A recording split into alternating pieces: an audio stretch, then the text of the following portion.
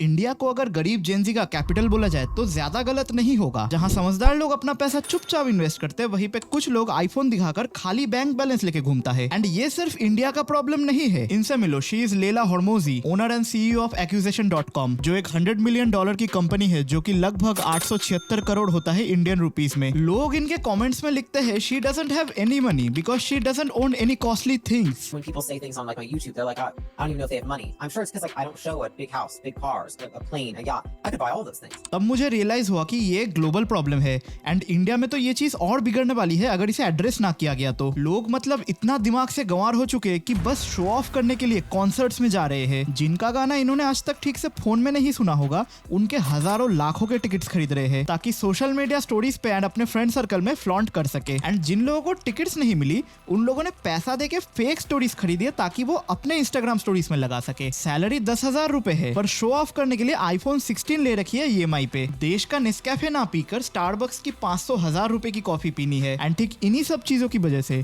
आजकल के जेनजीज कर्जे में डूब रहे हैं। अब सवाल यहाँ पे ये आता है कि क्या इसका कोई पॉसिबल सोल्यूशन हो सकता है, क्योंकि RBI का डेटा कहता है कि पिछले 4 सालों में क्रेडिट कार्ड MPS 500% बढ़ गया है। आंसर है हाँ, इसका एक बहुत अच्छा एंड इफेक्टिव सोल्यूशन है, पर सोल्यूशन किसी काम नहीं आएगी अगर प्रॉब्लम ही आइडेंटिफाई ना कर पाए तो इस शो ऑफ कल्चर की शुरुआत तब हुई जब 1993 में पहली बार इंटरनेट आया। लोगों ने धीरे धीरे इंटरनेट को एक्सेस करना चालू किया। शुरू में तो ये बस रिसर्च एंड एनालिसिस के लिए बना था, पर जब 2004 में फेसबुक आया, तब से शुरू हुआ लोगों का अपनी लाइफ को परफेक्ट दिखाना। एंड फेसबुक ने इसी ट्रेंड को नोटिस करते हुए अपने प्लेटफॉर्म को उसी तरह से एडवर्टाइज भी किया। एंड उसी समय से असली जिंदगी छुपने लगी एंड फिल्टर वाली जिंदगी के पीछे लोग दौड़ने लगे। एंड अराउंड इसी समय international brands like Starbucks, McDonald's, Domino's India में अपना फूड चेन खोल रहे थे। इन लोगों ने सिर्फ खाना नहीं बेचा, इन लोगों ने एक लाइफस्टाइल बेची। एंड और भी इंटरनेशनल ब्रांड्स इस लाइफस्टाइल बेचने की रेस में दौड़ने लगे। Apple, Zaara,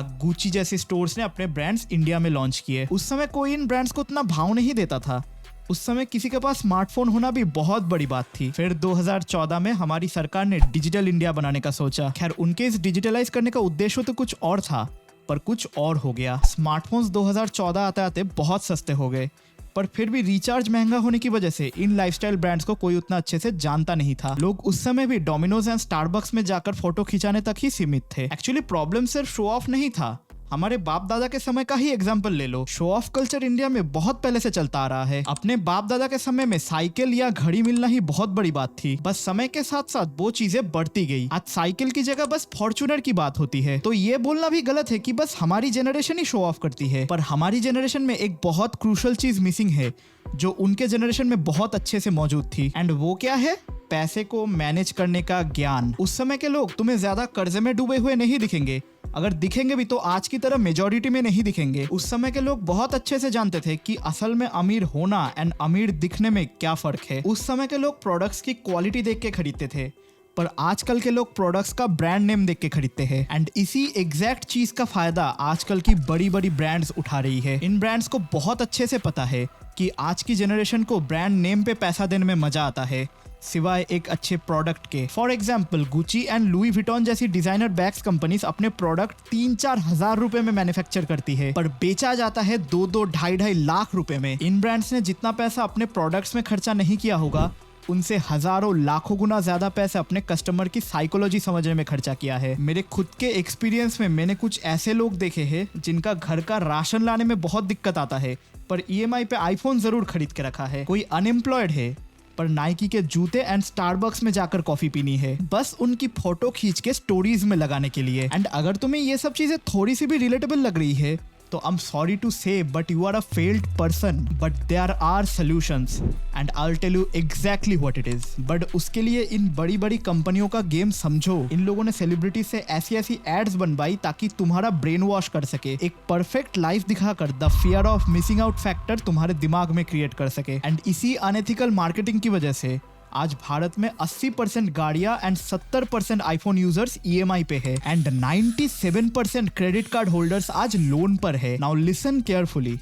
first of all, I am very proud of you because you stayed and that tells me you want to change yourself and I will help you with that. So ask yourself this, क्या तुम्हारे चारों तरफ जो लोग हैं वो short term dopamine ढूंढ रहे हैं या लॉन्ग टर्म ग्रोथ? एंड देखो, ये आंसर उतना आसानी से नहीं मिलेगा। अगर मिल भी रहा है that may not be accurate. To find this answer तुम्हें बिहेवियर को नोटिस करना पड़ेगा. अगर तुम्हारे सर्कल में कोई भी ऐसा है जो कि डम फाइनेंशियल डिसीजंस ले रहा है, या फिर उनके दिमाग में हमेशा ऐसे ख्याल आते हैं कि आज कुछ दिखाना है, आज कुछ दिखाना है, या फिर हमेशा घूमने एंड मजे करने की बात करता रहता है, तो सबसे पहले उस सर्कल से या उस इंसान से दूर निकलो. आई नो तुम सोच रहे होगे कि फिर सोशल लाइफ हमेशा अपने से बेहतर लोगों के साथ होना चाहिए. You may have already heard this.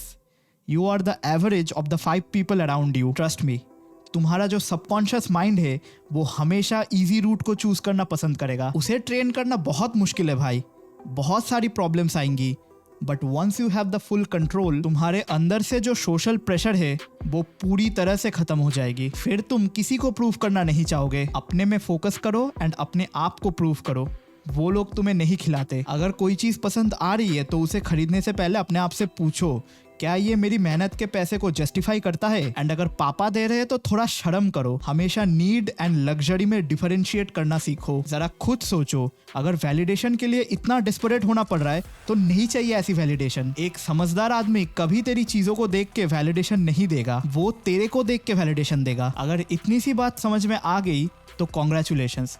तेरा सोशल फ्लॉन्ट करना या किसी को प्रूव करना यही निकल जाएगा. एंड मुझे प्रॉमिस करके जाओ कि आज के बाद से तुम अपने आप के अलावा किसी और को प्रूफ नहीं करोगे. मुझे प्रॉमिस करो कि तुम खुद को एक दिन आईने में देखकर प्राउड फील करोगे. आई होप इस वीडियो से मैं तुम्हारी लाइफ में कुछ वैल्यू ऐड कर पाया, क्योंकि यही मोटो है इस चैनल का. अगर वीडियो का मैसेज समझ में आया एंड वीडियो पसंद आई तो मुझे कमेंट में बताओ कि क्या तुम इन चीज़ों को इम्प्लीमेंट करने वाले हो अपनी लाइफ में. मैं इसी तरह की और वीडियोस लाता रहूँगा, तो सब्सक्राइब कर लो इस चैनल को, क्योंकि मैं एक अनबीटेबल कम्युनिटी बना रहा हूँ जहाँ पे सभी को बहुत सारी पर्क्स मिलेंगी. उसका अपडेट बहुत जल्दी आ जाएगा इस चैनल पे. सो मिलते हैं अगले वीडियो में. तब तक के लिए आडियोस.